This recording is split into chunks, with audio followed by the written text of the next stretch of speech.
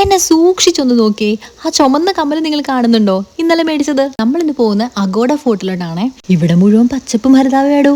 ഇതിവിടുത്തെ പണ്ടത്തെ വെള്ളം പിടിച്ചു വെക്കാൻ ഉപയോഗിക്കുന്ന ടാങ്കുകളായിരുന്നേ. ഇത് കണ്ടപ്പോൾ മുതൽ എനിക്ക് എലിയും പപ്പിക്കുട്ടിയൊക്കെ വരുന്നൊരു ഗെയിമില്ലേ, തലയ്ക്ക് ചുറ്റിയൊക്കെ അടിക്കുന്നത്, അതാണ് ഓർമ്മ വരുന്നത്. അതിവിടെ നിരീക്ഷിക്കേണ്ടത് ചേട്ടൻ പുള്ളീനെ സൈഡിൽ നിന്ന് മാറ്റി നിർത്തി വെള്ളാട്ടപ്പോക്കരുടെ കോട്ട കിട്ടി ഞാൻ ഫോട്ടോ എടുക്കടാ എന്ന് പറഞ്ഞ് നിൽക്കുകയാണേ. പക്ഷെ ഈ കോട്ട അടങ്ങി കിടക്കുന്നില്ലെന്നേ. ഫോട്ടോയൊന്നും മര്യാദയ്ക്ക് കിട്ടിയില്ല. അതിലും ഞാൻ വെള്ളാട്ടപ്പോക്കര് തന്നെ. ടാങ്കിനെ കൂടുതൽ അടുത്തറിയാൻ വേണ്ടി ഞാൻ ഇറങ്ങി വന്നപ്പോഴാണ് ലൈറ്റ് ഹൗസിനെ ടാങ്കിനെ കുറിച്ച് വിവരിച്ചു വെച്ചേക്കുന്നു. ഇത് വായിക്കാൻ മനസ്സിലാത്തതുകൊണ്ട് ഞാൻ അപ്പുറത്തെ ദേശീയ പതാകയുടെ ഫോട്ടോ എടുക്കാൻ പോയി. പതാക ഇങ്ങനെ പാറി പറക്കുമ്പോൾ എന്തായാലും ഒരു സന്തോഷം. തണുത്ത് വിറച്ച് അവിടെ നിന്ന് അടുത്ത ഡെസ്റ്റിനേഷനിലോട്ട് ഇറങ്ങിയപ്പോഴാണ് ഞാൻ കേട്ട കഥകളിലെ ഭീകര വില്ലെന്താ ഇവിടെ ചങ്ങലയൊന്നും ഇടാതെ നിൽക്കുന്നു. ഈശ്വര, അവർ രണ്ടാൾ എന്നെയല്ലേ നോക്കുന്നത്? ഞാൻ പാവാടാ.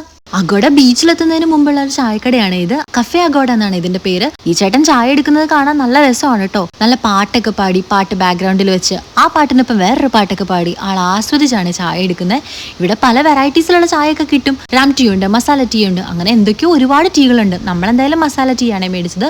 മണ്ണ് കൊണ്ടുള്ള ഗ്ലാസ്സിലൊക്കെ ഒഴിച്ചാണ് നമുക്ക് തരുന്നത്. ആള് നല്ല രസമായിട്ടാണ് എന്തോ കനലിലൊക്കെ മുക്കി പറക്കി എന്തൊക്കെയോ ചെയ്താണ് ആള് ചായ തന്നെ. എന്തായാലും നല്ല ചായ ആയിരുന്നേ.